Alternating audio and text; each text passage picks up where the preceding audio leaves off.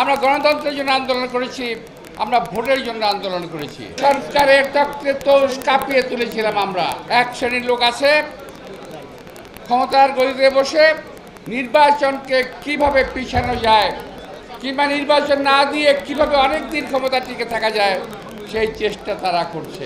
দেশ নেত্রী বেগম খালেদা জিয়াকে ষড়যন্ত্রমূলকভাবে একটি মিথ্যা মামলায় গ্রেপ্তার করে তাকে শুধুমাত্র হত্যা করার উদ্দেশ্যেই গ্রেপ্তার করা হয়েছিল।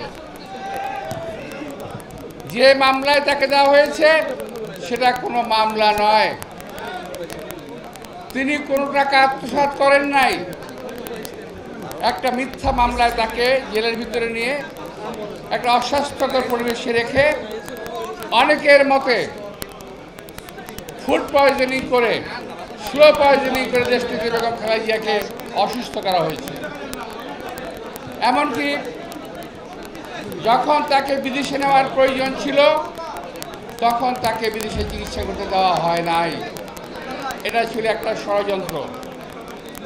এই ষড়যন্ত্রের মাধ্যমে বাংলাদেশের স্বাধীনতা সার্বভৌমত্বকে হরণ করে একটা প্রচেষ্টা চালানো হয়েছিল।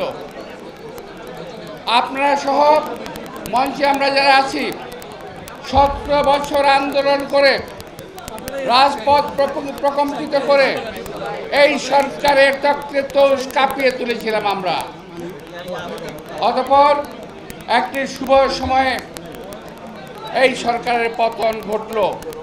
অ্যাকনন সোপ দেশের নাম্বার 1 হালাল অ্যান্টিব্যাকটেরিয়াল সোপ, ন্যাচারাল ব্যাকটেরিয়ালাইসিসের সুরক্ষায় ফ্রেশ ও অ্যাক্টিভ সব সময়।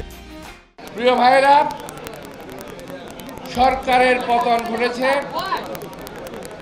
হাসিনা চলে গেছে, কিন্তু হাসিনার দোসররা কিন্তু এখনো দেশ ছাড়ে নাই।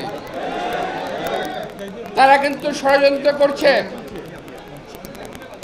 সচিবালয় থেকে শুরু করে জেলা উপজেলা প্রশাসনের বিভিন্ন স্তরে এখন পর্যন্ত শেখ হাসিনার লোকেরা রয়ে গেছে যারা এখন পর্যন্ত ষড়যন্ত্র করছে, যারা চাচ্ছে না যে বাংলাদেশে একটি সুষ্ঠু নির্বাচন হোক, যারা চাচ্ছে না আমরা যে 17 বছর আন্দোলন করেছি সেই আন্দোলনের ফসল ভোট।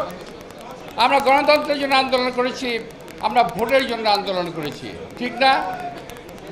সেই ভোট এবং গণতন্ত্র তারা এই দেশে ফিরিয়ে দিতে চায় না।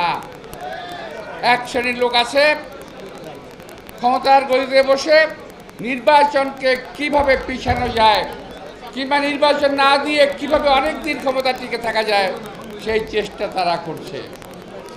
ইনশাআল্লাহ বাংলাদেশের জনগণ 17 বছর যেভাবে আন্দোলন করেছে, দরকার পড়লে আমরা আবারও আন্দোলনে নামব, কিন্তু এই ষড়যন্ত্রকারীদেরকে আমরা কখনোই বিজয়ী হতে দেব না।